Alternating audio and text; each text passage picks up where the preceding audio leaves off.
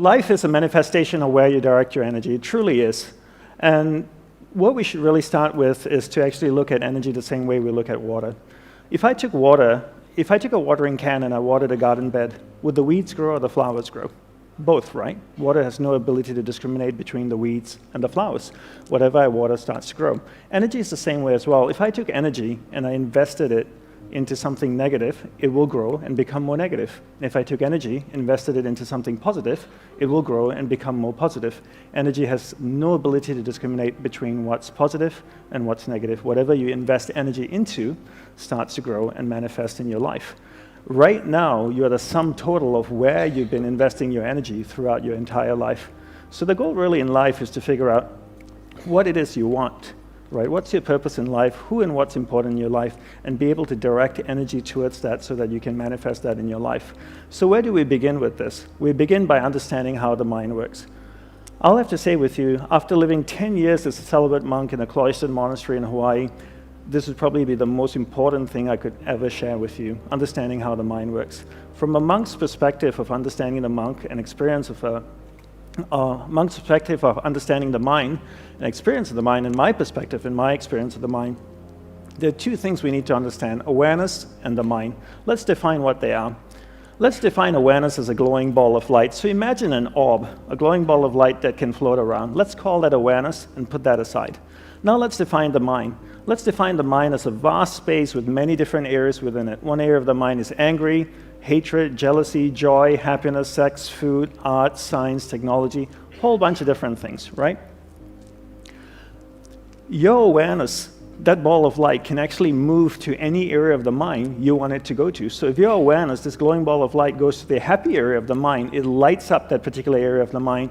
You become conscious of being happy. Are you happy? No, you're in an area of the mind called happiness. If this ball of light goes to the angry area of the mind, it lights up that particular area of the mind. Are you angry? No, you're in an area of the mind called anger.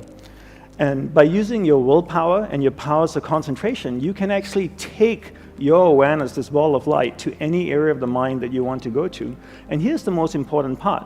Where your awareness goes, that's where your energy is flowing. So if your awareness goes to the angry area of the mind, your energy is flowing there, it's actually strengthening that particular area of the mind. So this is the theory of it. So let's do a little practical exercise to see if this actually works or if it's just some monk talk, okay? So for that, I need some audience participation. I need all of you to sit up straight in your chair, okay? And put your feet down on the ground. And if you're leaning back in your chair, sit forward a little bit, keep your spine straight, roll your shoulders back. You can keep your head nicely balanced on top of your spine. Your eyes are closed. Don't worry, we're not going to chant or hold hands. Until later, just kidding.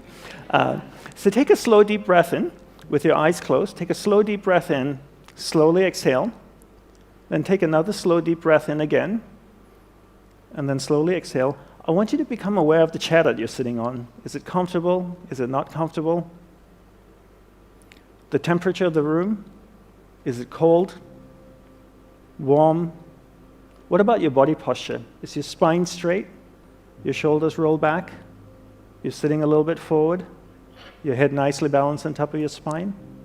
Now I want you to become aware of the most recent wedding that you attended. Do you remember whose wedding it is? Were you happy for the couple getting married? Try and think as much detail as you can about the wedding. Do you remember what you wore to the wedding? Do you remember what the bride wore? Did she make a good choice with her dress? How was the food at the wedding? Alcohol? Did you drink a lot? Was there good music? Did you dance? Did you do some crazy wedding dance? Now I want you to become aware of the most recent vacation that you went on. What kind of vacation was it? Was it a surfing trip? Yoga retreat, holiday, shopping, camping, backpacking? Try and think as much detail as you can about the vacation. What was the weather like where you went? Was it cold, rainy, hot, humid, dry, snowing? Do you remember the favorite hotel you stayed in? How was the food? Bland, spicy, Did you get sick eating the food? Did you shop a lot? What was one thing you bought on the trip that you really liked? Your eyes are still closed. I want you to become aware of the room again. Try and feel the temperature of the room. Is it warm? Is it cold? The chair you're sitting on, is it comfortable? Is it not? Is your spine still straight? Are you hunching? Are your shoulders rolled back? Okay, slowly open your eyes and you can lean back in your chair. Well, thank you very much for doing that exercise with me. That exercise is really to prove two things to you. One is there's a clear separation between awareness and the mind, two completely different things. Second is you can actually take your awareness and move it to any area of the mind you want it to go to. Well, you gave me permission to do it, so I took your awareness from the room, I took it to an area of the subconscious mind where the memory of the wedding resided, and then I took you to the vacation area of the mind, and then back to the room again. How do I know you were thinking about the wedding? Well, I had my eyes open and your eyes were closed, and when I asked questions, I could see the reactions in your face. Did the bride make a good choice with her dress? A couple of you went, okay. Did you drink too much? A few heads went down. So I knew you were thinking about the wedding, right? So I took your awareness to different areas in the mind. This happens all day. All day we allow people and things around us to dictate where awareness goes in our mind. Let's do one little exercise again just to emphasize this point, because to me this is really, really important, and it's the crux of really managing energy in your life. Can you remember your first kiss? Do you remember who it was? Do you remember his or her name? Do you remember where it took place? Back of Dad's car? Behind the garage? What was the experience? What was the emotion that was associated with that experience? Come on, really think about it. It wasn't that long ago. Come on. Were you embarrassed? Were you nervous? Do you remember? Do you remember the person's name? Okay, some people are laughing, blushing. Do you remember the first time someone you loved, someone really close to you, passed away? Do you remember that? Do you remember getting a phone call, being told that this person that you love has just died? How did you feel? What was the emotions associated with that experience? Did you have the blessing of being able to see the body before it was cremated or buried? Do you remember standing next to the body, wondering how it felt, knowing that you'd never see this person again? How did it feel for you? Do you remember the emotions? Isn't it interesting? In the space of 60 to 90 seconds, I took your awareness from an area of the mind where all of you were smiling or giggling or slightly embarrassed to an area of the mind where all of you are completely sad. Or not sad, or just feeling the vibration of the room just completely changed, right? And I could take your awareness now to an angry area of the mind where you all get angry, you get up and you leave, and Sarah and her team would be really upset with me. And this happens all day, right? All day we allow people and things to dictate where our awareness goes. And because they dictate where our awareness goes, that's where our energy flows as well. And where our energy flows is what manifests in our life. So really the goal in life is not really to control your mind, but rather to control where your awareness is going within your mind. So don't control your mind, control where your awareness goes within your mind. How do we do that? We do that by learning how. So your spiritual practice or your homework for taking away is to control where your awareness goes in your mind throughout the day, and that's really it. How do we do this? We learn the fine art of concentration. First, let's define what concentration is. I define concentration as the ability to keep your awareness on one thing for an extended period of time. So if I can keep my awareness on this lady and hold it on her, I'm concentrating. If I allow my awareness, my ball of light, to move away, I'm getting distracted. I use my willpower and I bring my awareness back and I hold it on her. Being able to do that allows me to concentrate. Most people can't concentrate for two reasons, right? One is they've never been taught how to concentrate. Second is they never practice concentration. How many of you growing up here in school had classes on concentration every single day, the same way you had classes on geography, on math, and science? Anybody? I travel all around the world and I ask this question and nobody puts their hand up. How many of you, when you were growing up in school, were told to concentrate? Isn't that amazing? You get told to concentrate, but you never get taught how to do it, right? When I was growing up, I got told to concentrate all the time. DANDAPANI, concentrate on doing your homework. DANDAPANI, concentrate on eating your food. Anybody want to show me how to do it? No. How many of you have kids? How many of you tell your kids to concentrate? Have you ever showed them how to? No, right? And then if you don't show them how to concentrate, how would they know how to do it? And then if you want to be good at something, you have to practice it. If you want to be really good at concentration, you need to practice it all day. People are good at distraction because that's what they practice all day long. It's not that they don't have the ability to concentrate, they've just practiced distraction and become really, really good at it. So how do we concentrate? We concentrate by practicing doing one thing at a time and integrating this practice into our everyday life. So for me, I look at my average day and I ask myself, what's a reoccurring event in my life? Every day I speak with my spouse. Every time I speak with my spouse, I give her my undivided attention. I keep my awareness on her. It drifts away, I bring it back. It drifts away, I bring it back. I keep my awareness on her, I give her my undivided attention. Now every day I also speak to my clients. I speak with my clients, I speak with my friends, family. Every time I speak with somebody, I give them my undivided attention. If I'm on the phone, I give the person on the phone my undivided attention. I practice doing one thing at a time. By the end of the day, I've clocked about maybe 6 to 8 hours of practicing concentration. 6 months later, I become really good at concentration. 12 months later, I become really good at concentration. The best way to become good at something is to take a tool and insert it into a reoccurring event in your life. And this is the best way to become good at something rather than to create another practice in your life. Just take a tool and insert it into the practice, into a reoccurring event in your life. So your homework is to give someone, or whatever you're doing, your undivided attention. Pick one person in your life for the next 1 month that you will give your undivided attention to. Every time you speak with that person, stay completely focused on them, keep your awareness on them. The rest of the day, you can go ahead and be a squirrel. But just whenever you're speaking with that person, give that person your undivided attention. And you need to practice and build in incremental steps. The other thing we need to learn to develop is our willpower. Right? Everybody is born with various levels of willpower, but one thing we never get taught to do is to actually develop willpower. And willpower is like a muscle. I call it a mental biceps. If I could draw biceps around my mind, that would be my willpower. There are 3 ways to develop willpower. 1, finish what you begin. 2, finish it well beyond your expectations. 3, do a little bit more than you think you're able to do. All of these 3 ways require effort, and that effort is willpower. Right? So how do I develop willpower? I take these 3 methods and I apply it to things that reoccur in my life. What's something that reoccurs in my life every day? Every day I sleep. What a great opportunity to develop willpower.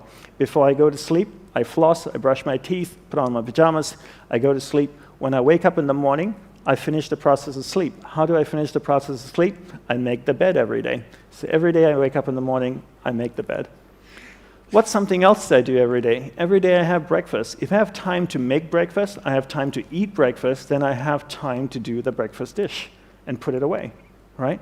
So I finish the process that I begin. And I bring this into everything that I do. Then throughout the day, I develop willpower. The more I practice this, the better I get. Now I have tremendous amount of willpower. After 6 months, I've developed a lot of willpower. Every time my awareness drifts away, I use that mental muscle, that willpower, to bring my awareness back. Then I use the powers of concentration that I've developed to hold my awareness on what I'm focused on. And because I'm focusing on that, where my awareness goes, energy flows, and now my energy is flowing towards what I want. That starts to manifest in my life. That's why it's so important, firstly, to understand there's a separation between awareness and the mind, 2 completely different things. You control where your awareness goes, you control where your energy is flowing, and you control what's manifesting in your life. And you use your powers of concentration and your willpower to hold your awareness on the priorities in your life. The next thing we want to do is to learn to manage energy in our life. Right? This is based on the premise that we only have so much energy each day. We have a finite amount of energy each day. Each day we have this much energy. We take our energy and we invest it into people and things around us. We keep investing until we have no more energy left. We get exhausted. That's usually around 11 or 11:30 or midnight. We go to sleep. Our energy builds up again. We go out the next day and we invest our energy into people and things till we have no more energy. But the one thing most people don't do is we never evaluate who and what we're investing our energy in. So I always tell people to treat energy the same way you treat money. It's a finite resource that needs to be wisely managed, wisely reallocated, and wisely invested. No matter how rich you are, you only have so much money, right? And before you spend money, most of us think and evaluate what we're investing our money in.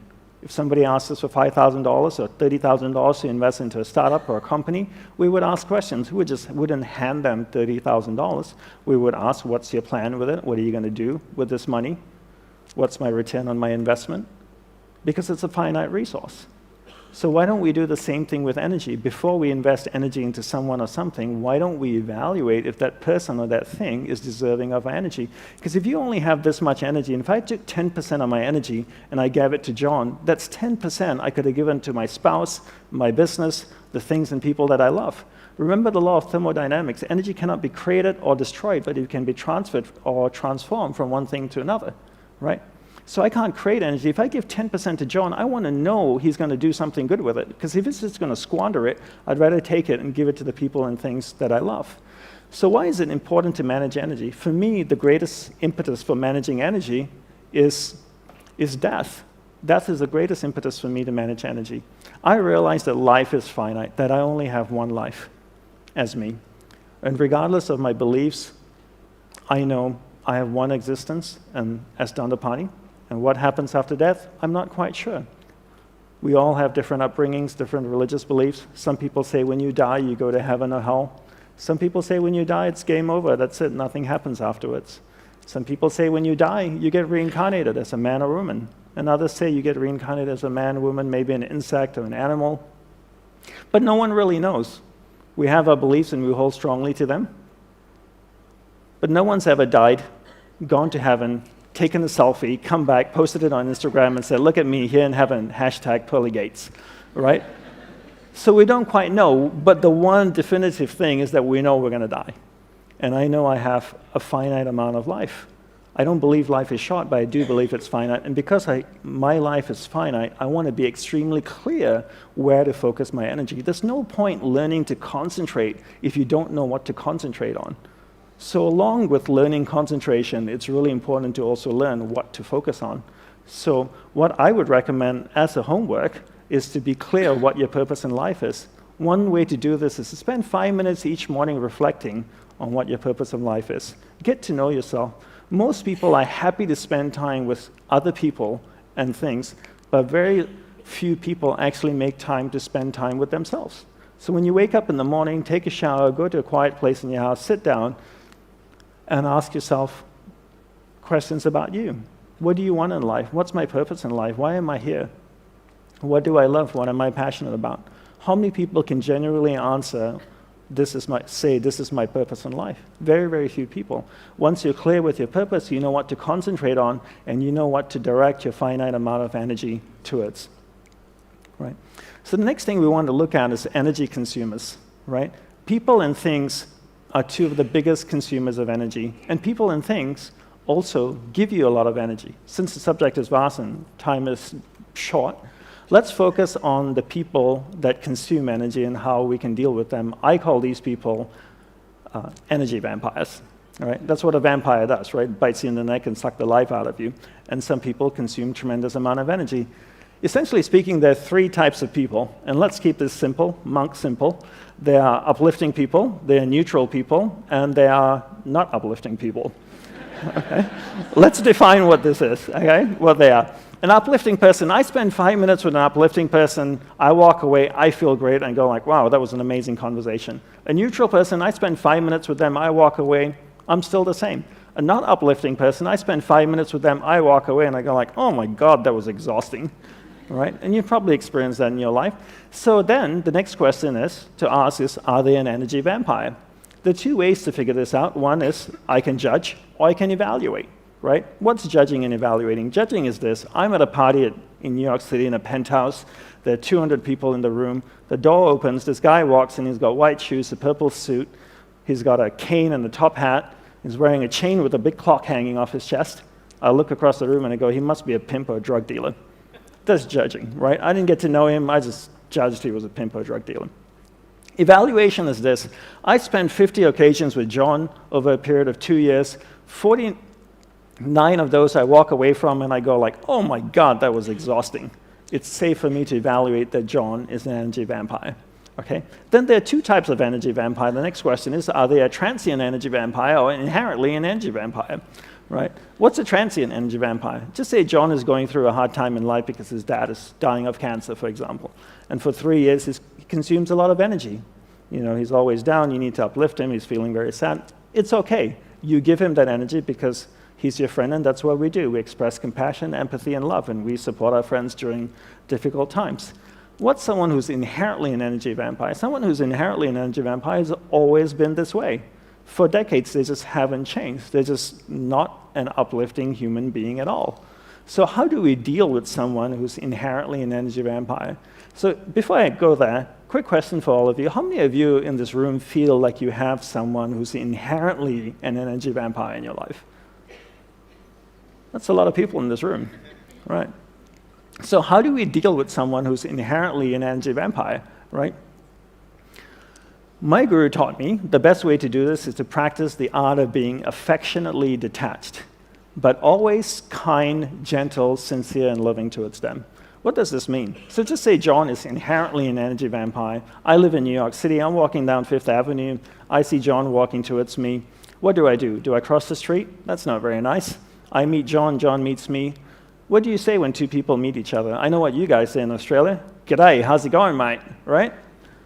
Do I say that? No. Do you know why I don't ask how are you? Because I don't want to know.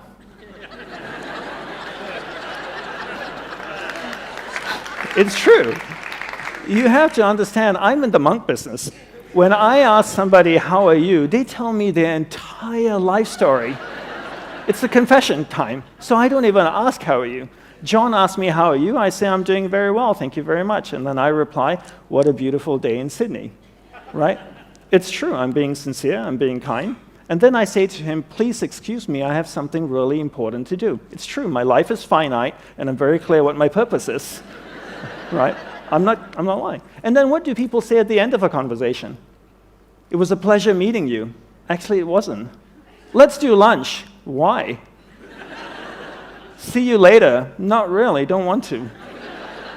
Why do we say the things we don't mean and ask the questions we don't want answers to? So at the end of a conversation, I say, have a wonderful day, which is true. I know he's inherently an energy vampire, but I do wish he has a wonderful day.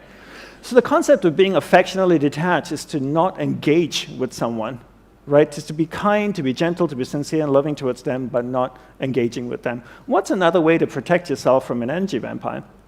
Is to place the burden of responsibility on them. What does that mean? I'll give you an example. I have a client of mine who's an expert in social media, right? So a lot of people want to get together with him, have a cup of coffee, a glass of wine. Let's catch up for lunch. Let's do dinner. Why? Because they want to pick his brain, right? And get information from him. And he can't sustain this because everybody wants a little bit of his time and is just can't live this way. So I told him, this is what you need to do. You need to tell this person who wants to meet with you to read your favorite marketing book. Read your favorite marketing book, write down 7 key points and email it to you. Once you receive the 7 key points from the book, tell them that you want to see what stands out to them in the book. Once you receive these 7 key points, you email them and say, let's meet up on this day for a couple hours and we can discuss a marketing strategy for you. You know how many people actually read the book and email him the 7 key points? Nobody. As soon as you place the burden of responsibility on someone, they don't do it. I travel all around the world. I speak, people come up to me and they want to ask questions. I always give them my personal email address. I tell them, please don't share it with anybody. Can you put your question down on this email and send it to me? One, it'll give me time to reflect on it, and I can give you a proper response. And they always say, for sure, I'll put it all down in email and I'll send it to you. You know how many people email me? Nobody emails me. Simple little task, right? I'm not asking them to do yoga, to meditate, to breathe out of one nostril. You just send me an email with your problems, and they don't do it. So place the burden of responsibility on someone. If you're somebody who's developed a particular skill, you're an expert in a particular niche, in a particular area, and you find that people want your time, they want your energy, the one simple way to protect yourself is to place the burden and responsibility on them. Give them a simple task to do and see if they do it. And if they fulfill that task and come back to you, then go out of your way to help them, okay? Another thing I want to talk about, so your spiritual practice is to every year evaluate the people in your life. Right? So go through a process of evaluation and reallocate your energy between people who uplift you and people that don't uplift you. And this is something that I do all the time. Right? Another thing I want to talk about and wrap up with is mental energy vampires. What's a mental energy vampire? Mental energy vampire is unresolved emotional experiences that are sitting in our subconscious, right? Most people's subconscious mind looks like this Indian flower market. It's just packed with stuff because people don't resolve stuff as they go through life, right? Everything that is once passed through your conscious mind in the form of experience is resident in your subconscious mind, and all these experiences have emotion attached to them. Right? One simple way to deal with unresolved emotional experiences is to do this exercise called the Vasana Daha Tantra. That's the Sanskrit name for it. And what it really is to take a piece of paper and write down the problem on it. Every experience has emotion attached to it. And I want to share with you a quote from Tesla, which I think really encapsulates the philosophy that I believe in or that I was trained in the monastery. Tesla says, if you want to find the secrets of the universe, think in terms of energy, frequency, and vibration. Everything is made up of energy, and it's vibrating at a certain frequency. So if I have an experience, it has emotion attached to it, it's vibrating in my subconscious mind. My goal is, I can't do anything about the experience because it's already happened, but what I can do to help myself is to remove the emotion that's attached to experience. So I take a piece of paper, I write down the problem. As I write down the problem, something really interesting happens. That experience moves from my subconscious mind to my conscious mind because I'm reliving it. The interesting thing that happens is the energy, the emotion actually comes out of the experience, flows through my hands into the piece of paper. Now I crumble the piece of paper and I burn it in a fire. It could be a garbage can, a fireplace, it doesn't really matter. Does the fire destroy the emotion? No, because you can't destroy energy. But what it actually does is transform the emotion in the paper into heat, flame, ash, smoke, and a whole bunch of different things. I remember the first time I ever shared this exercise was with a group of entrepreneurs in Perth, actually, about 5 years ago. And one of them said to me, look, DANDAPANI, I realize that experiences have emotion attached to them. And I realize as well, when you relive it or you're writing about it, it goes from your subconscious mind to your conscious mind. But this whole concept that emotion comes out of the experience, flows through your hands into the piece of paper, I find it really hard to believe. I find it that's a little bit too spiritual. I said, fair enough. So I asked him, do you have kids? He says, yeah, I have a couple of kids, a 4-year-old and a 6-year-old. And I said, on Father's Day, on your birthday, do they ever make you cards? They said they do that all the time. Can you describe the card? Well, they said, you usually go to the back of the house, they find an old piece of cardboard, they draw on it, they stick a bunch of things on it, stars and a bunch of ribbons, and then on Father's Day, on my birthday, they hand me the card. I said, how does it look? They go, well, it doesn't look that great. It's made by a 4-year-old. But I said, let me ask you this way. If you saw it in the store, would you pay money for it? And they go like, no way. But do you keep it? He says, yeah, I keep every single one. And I asked him why. He said, well, it's so full of love. I said, wait a minute, you're telling me your kids know monk magic? Because 2 minutes ago, I told you about putting emotion in a piece of paper, and you looked at me like I was a crazy person. And now your 4-year-old son knows how to do this. Right? Because he's taken a piece of paper, put his emotion in it, a piece of paper that you don't want, a cardboard that you didn't want, put his emotion in it, and now he's given it to you, and you hold it. So you can actually transfer energy from you, emotion from inside of you, into another matter. How many of you have kids and have one of those not-so-attractive drawings at home? Do you keep them? Why? You'd never be able to sell it to anybody. Nobody would want to buy it. All right? You keep it because they're so full of love. It's full of emotion. Right?